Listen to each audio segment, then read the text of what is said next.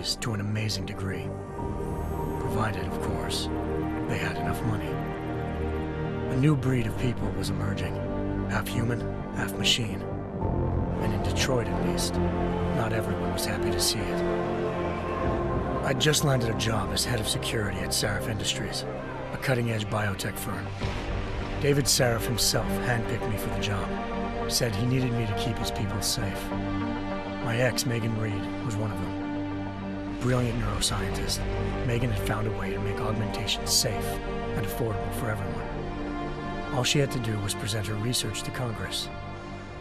But the night before her big meeting, my security measures failed. A team of Black Op mercenaries stormed into Sarif headquarters, massacring everyone in sight. 3 of the mercs were heavily augmented walking tanks. Their mission? Take out Megan and her team. I tried to stop them, but their leader tossed me through a plate glass wall. Last thing I heard as his bullets slammed into my brain was Megan's dying scream. I should have died with her. Only I didn't.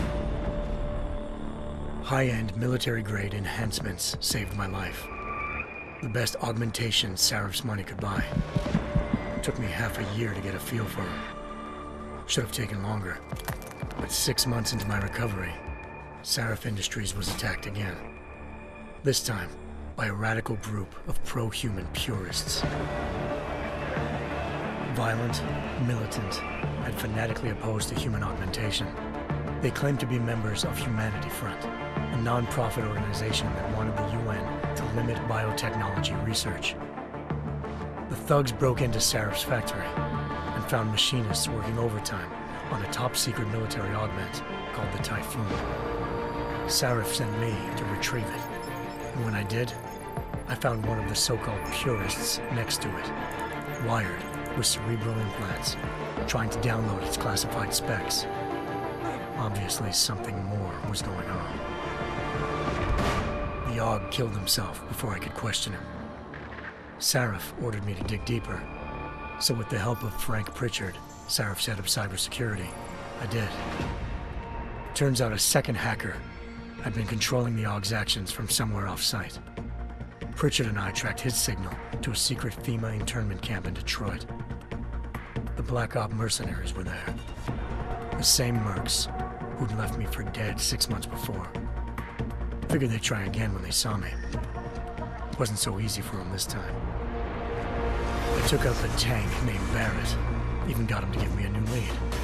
A penthouse apartment in China. Of course, we both knew it would be a trap in the end.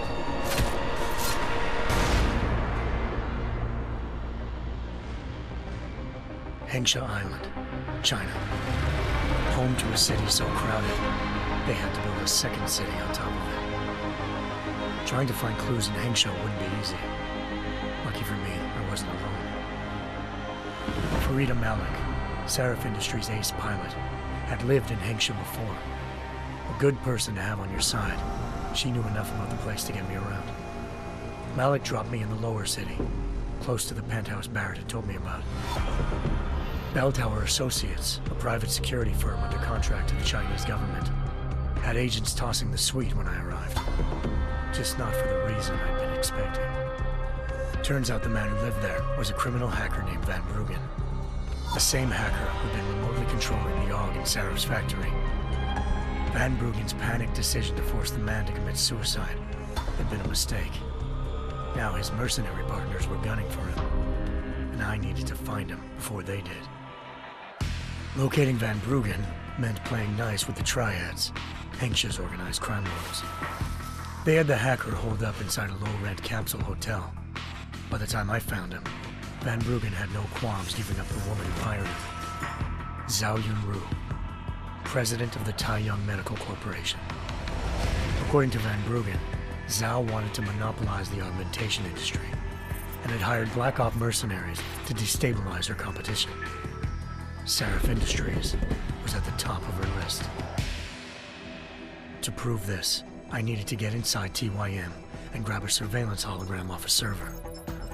I suspected Van Bruggen was hiding something when he told me this, but nothing could have prepared me for what I saw. Megan wasn't dead. She and her 4 best researchers had been kidnapped, spirited away somewhere while their kidnappers made it look like they were dead. Desperate to learn more, I confronted Zhao in her penthouse. She claimed to be a pawn in a bigger plan, and hinted at a group so powerful it controlled global interests at a whim. Then she slipped into a panic room and hit the alarm, forcing me to make a very quick exit. I figured Zhao was lying, but part of her confession made sense. David Sarif had been worried about his people. So worried, he'd required all of them to have subdermal locator devices surgically implanted. The GPLs would have been broadcasting the day of the attack. But Zhao said a single call to Picus, the world's leader in global 24-hour satellite news, had turned those signals off. I needed to fly to Picus headquarters in Montreal if I wanted to learn more.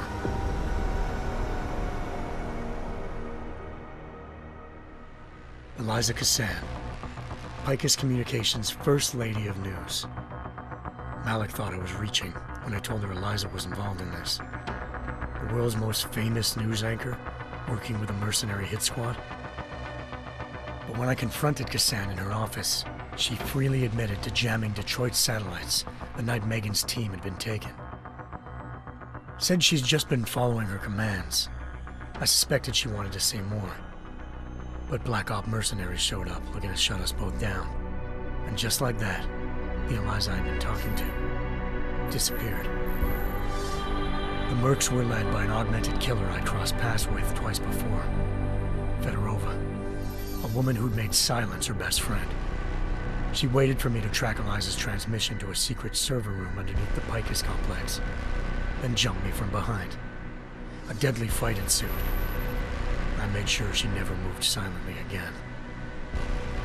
With Fedorova down and no one left to keep Eliza quiet, she reappeared. Turns out Picus's First Lady of News wasn't a lady at all.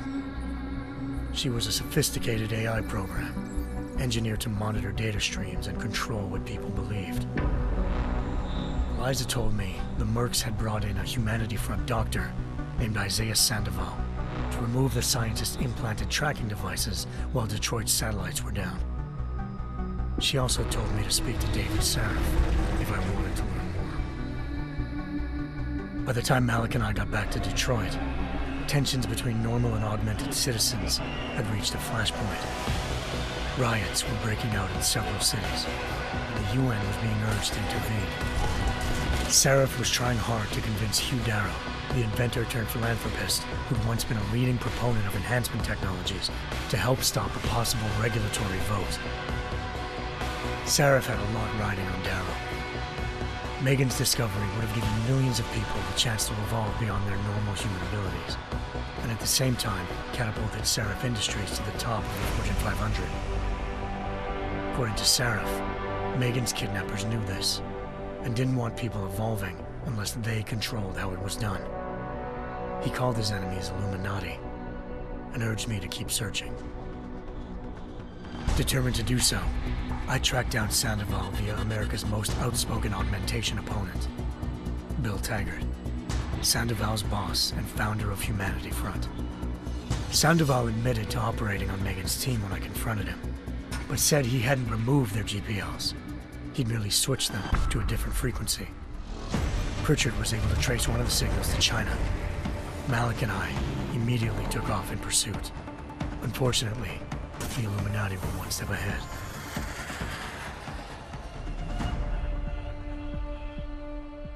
Ambushed. Shot out of the sky by Bell Tower Associates, seconds after entering Hengsha's airspace. Malik's piloting skills saved me.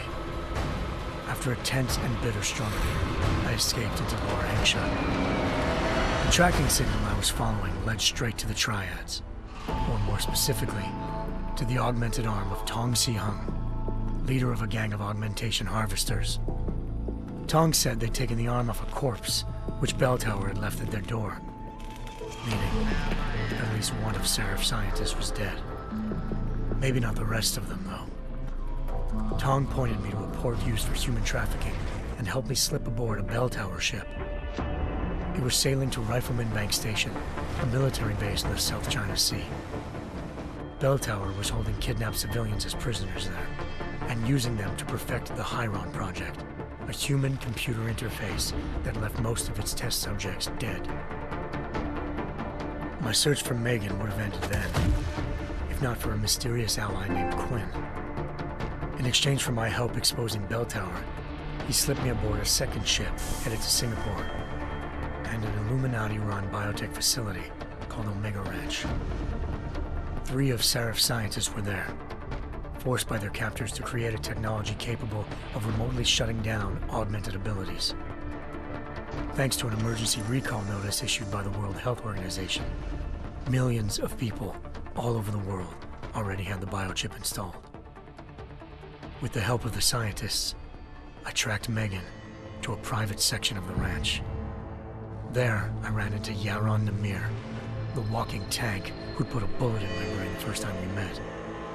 He'd teamed up with Zhao and was hoping to catch me off guard. Their little ambush didn't work. I found Megan in a suite belonging to Hugh Darrow, the billionaire philanthropist who'd Serif had called on for help. Darrow had convinced her to go along with the biochip plan by promising to sabotage the tech. As she was explaining this, Darrow appeared in a global broadcast, telling the world that augmentations would be the death of mankind. Then he activated the biochips to prove his point. All over the world, augmented people flew into a killing frenzy. Darrow had betrayed everyone, and it was up to me to set things right. To do it, I had to reach Panchaea, a massive installation in the Arctic Ocean. As I raced through corridors built by an all-augmented workforce, I saw death and destruction firsthand. By the time I shut down Darrow's broadcast, I knew the damage he'd done. Still, humanity's future remained unclear. How would the world react to this sabotage? Would people ever regain their faith in augmentations again? What would be the Illuminati's next move? Only time could give us the answers.